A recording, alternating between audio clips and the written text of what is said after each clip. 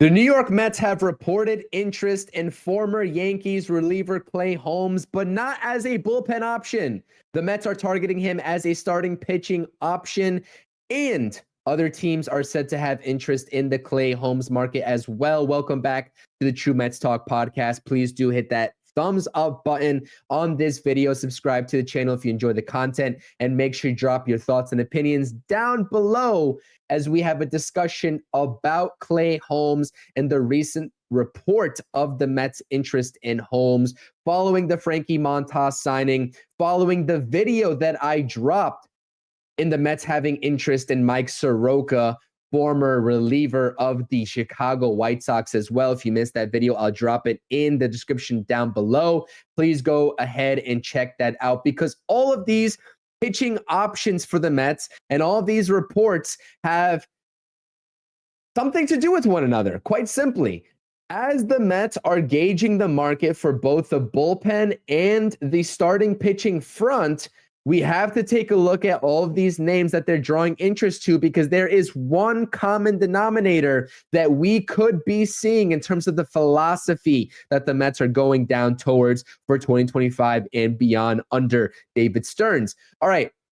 Let's get into Clay Holmes specifically here as a pitcher. Obviously, we know he has been a reliever for the majority of his career. In the past, he has started a couple of games in his debut season for the Pittsburgh Pirates back in 2018. He did come up in that organization as a starter as well, but he only has 15 innings under his belt as a starting pitcher and a whole wide range of success as a reliever. But why are the Mets and other teams willing to take a gamble on Clay Holmes, regardless of what the contract value is? And we'll talk about that here in just a second.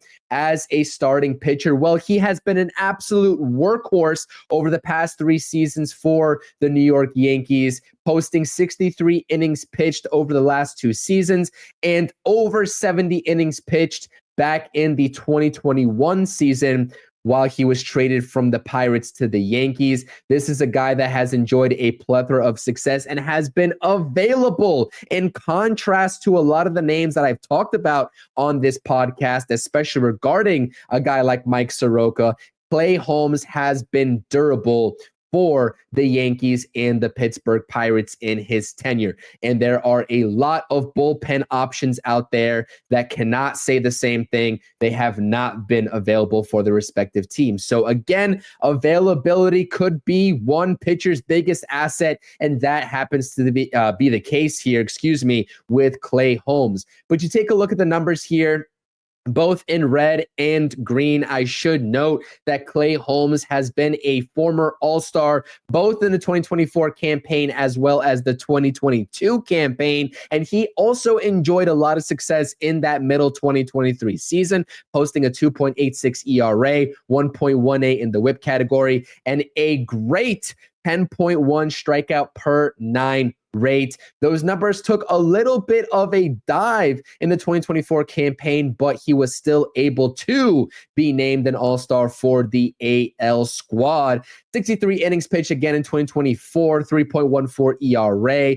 The WHIP went up just a little bit at 1.30, and the strikeouts per 9 took a little bit of a dip. But again, anytime you're around 10.0 and the strikeouts per 9, you will most certainly take that. But let's take a look at, obviously, Clay Holmes' savant page, but let's take a look at the arsenal that he has to display, right? Quite frankly, as a reliever in the past couple of seasons. The sinker, heavy usage on the sinker, 56.3%. That is his bread and butter, throwing it around 96, 97 miles per hour. But perhaps what might be better than his sinker in that movement that he gets, and you can obviously tell right there on that savant page, is the slider, only throwing it at about 23% of a clip, but that is his best pitch by far and his best put away pitch. The sweeper comes in right thereafter at 20.5%, and the four-seam fastball, also throwing it for around 96 to 98 miles per hour,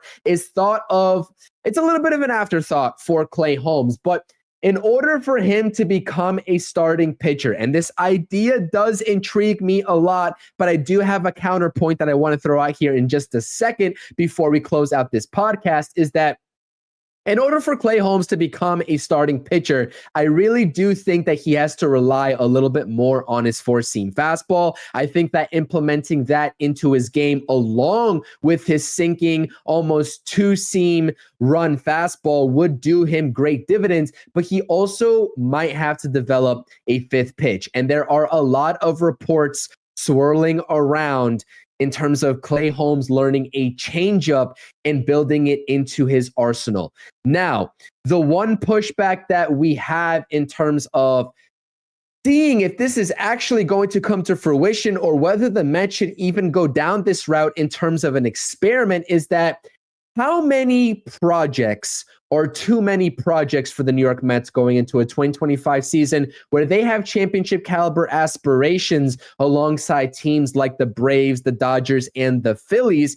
And you take a look at the rotation outside of Kodai Senga and David Peterson. Obviously, you have Paul Blackburn. Obviously, you have a guy like Frankie Montas, who I just released a breakdown video in terms of the Mets signing him. But when you take a look at the big name free agents, the trade candidates, and a potential re-signing of Sean Manaea, how many realistic rotation spots are there for the New York Mets? To which I will also counter that argument with, it seems like under the David Stearns era, the Mets are increasingly more likely to go down the path of just bringing in pitching assets in general and having them split time between the rotation and the bullpen. They already have a guy that they've done this with in Jose Butto. We've talked about a guy yesterday on the channel in Mike Soroka, who has been a predominant starting pitcher in his career, but has shifted into the bullpen. Sean Manaea also had that attribute to him. And now we're talking about a guy like Clay Holmes, who could be a reliever turned starter, just like Ronaldo Lopez for the Braves, just like Seth Lugo for the Kansas City Royals, and we can go on and on and on. Maybe a little bit of Jordan Hicks if you want to see that transition from the Cardinals to the Giants here recently. Again, this is doable, but there are certain